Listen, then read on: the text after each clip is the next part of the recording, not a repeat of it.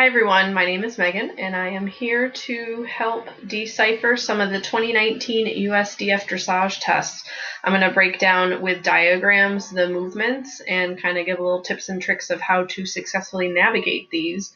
So we're going to start off with the introductory level test A, and intro is a cool little series that gives an opportunity for a horse and or rider that are new to dressage the ability to kind of demonstrate these elementary skills, which if you think about your dressage pyramid, it's your rhythm, relaxation, and some of that connection piece there. So tests have been designed to encourage that kind of training and also to prep the horse for the upcoming USEF test starting with training level.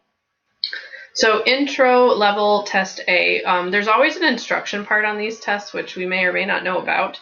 And this is literally taken from those tests word by word, which tells you exactly how these should be ridden. So for intro, we're doing all our work at the trot rising. Our transitions from walk trot and trot to walk can be done through sitting trot, hoping that that'll make it a little bit more of a smooth transition.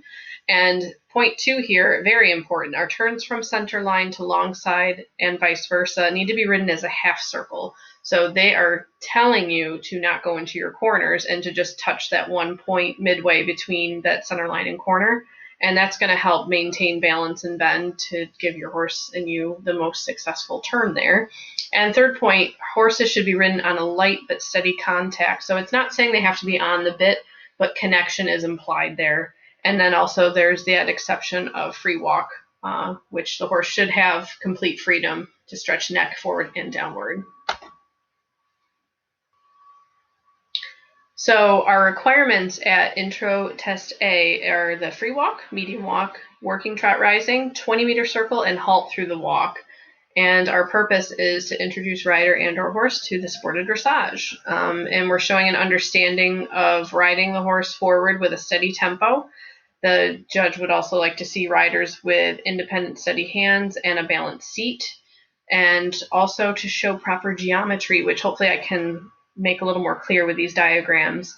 And last but not least, correct bend. So bend is required at intro, so make sure that's something that you do focus on when you're riding at home.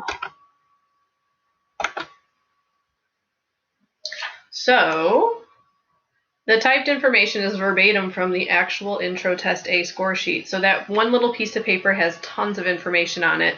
So I do recommend going through it yourself, or you can also go on USDF.org to get more info, and let's just get into the movements. So our first movement, A, enter working trot rising. So you'll come in from outside the arena, and we're entering working trot, going straight down center line, as you can see what my arrows are demonstrating. We ride through letter X, which I left open here just so we can see that that's right in the middle of the ring.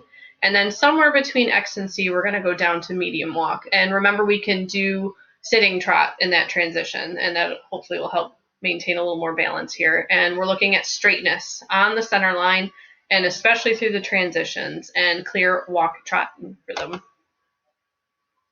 And here's where we're going to see that first turn off the center line where they're saying that it should be ridden as a half circle. So what that means is you're not going deep here and making a sharp right turn here and then going deep into your corner and doing a sharp right turn here. It really wants you to do a half circle where you're just touching that midway point. That way you can maintain a nice, and in this case, right bend here. And that'll help maintain balance so that you can hopefully get a good quality transition right at letter M, which should be done as the horse's shoulder is at that letter. So you got to make sure that you kind of are clear with your horse that, you know, you're turning and then you prepping them for that transition so they have a nice clear trot right at letter M. Then we end up just trotting down the whole long side here. So you got all this time to just show off a nice little trot just for the heck of it. And then our next movement at A, circle right 20 meters, working trot rising. So that doesn't start till we get to letter A. So don't not ride this first corner here. You want to not follow my red line here because that's for the circle. So you're actually going to go deeper into your corner, and then here at letter A is when you're going to start your circle. So we're looking at roundness and size. So a 20-meter circle in a small dressage ring is going to be half the ring. We've got dimensions of a ring are 20 meters wide, 40 meters long. So 20 meters is the width, and then the length is half of it, because half of 40 is 20. So your circle is literally half the size of the ring. So you start at letter A, and then you don't have straight lines on a circle, as we learned in whatever math class that was.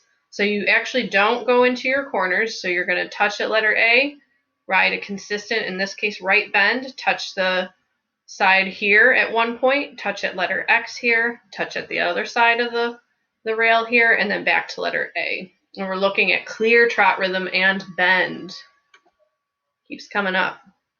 So it's important that you finish at letter A and then you do ride this corner once your circle is complete, because at letter K here, you're going to turn on the diagonal. And as your horse's nose reaches letter K, that's when you're going to turn. So that's why you want to make sure you have a nice corner here. And then you're going to turn down the diagonal, ride right through letter X. And then I always say to aim sort of to the right of letter M. That way your horse is going to be straight by the time they're at the letter, at their shoulder. And then you can ride a nice corner here, because we're looking at bend through corners still. My goodness, directive ideas have bend everywhere in rhythm.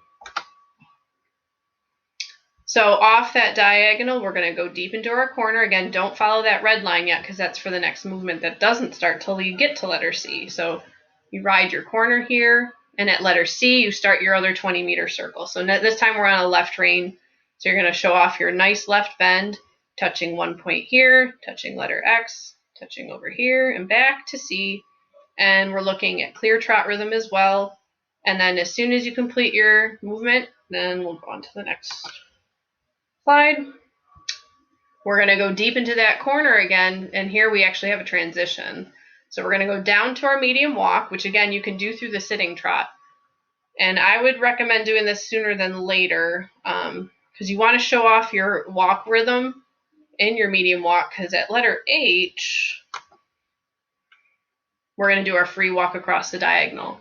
So just like that other diagonal line we rode, we're going to turn as soon as our horse's nose hits letter H and ride down the diagonal. Now, just like we read earlier, a free walk has complete freedom to stretch neck forward, so you should not have contact with your reins. Horses should be marching along like they're coming home from a nice long hack, have purpose, ground covering, that literally is said in the directive, and just show that off about 3/4 of the way down here. When you get to the opposite quarter line here, so about 3/4 of the way down that diagonal, you're going to start picking them up again. You want time to establish connection, because when you get to letter F here, we have to be back to our medium walk. So you want to have your medium walk established by the time you get to this letter. That's why I always say kind of give yourself that last quarter to work on that. And then we're going to go down center line. This is another one of those half circle turns. So you're not going deep into your corners. You're just going to touch at this midway point. That way you can work on maintaining that right bend and have balance. And then you can land straight down that center line here. Look, that's all in that directive too. And then at letter X, we're going to halt and salute. So I always do it where the horse's shoulders are lined up with these letters. Use your kind of peripheral vision. Take your time and look at, they want to see straight, willing, balanced transition in the halt. And as soon as you're done saluting, you can drop your reins. I always say walk up to the judge, say thank you. And then this is actually typed in the test. Leave arena in free walk and exit at A. So don't jump out of the ring either. Some key points. You're going to take your time in transitions for maximum balance. Your 20-meter circles are half the size of a small ring. And this is to introduce you and your horse to the sport of dressage, so have fun. Thanks for listening, and I will hopefully get the next one up sooner than later. Have a good one.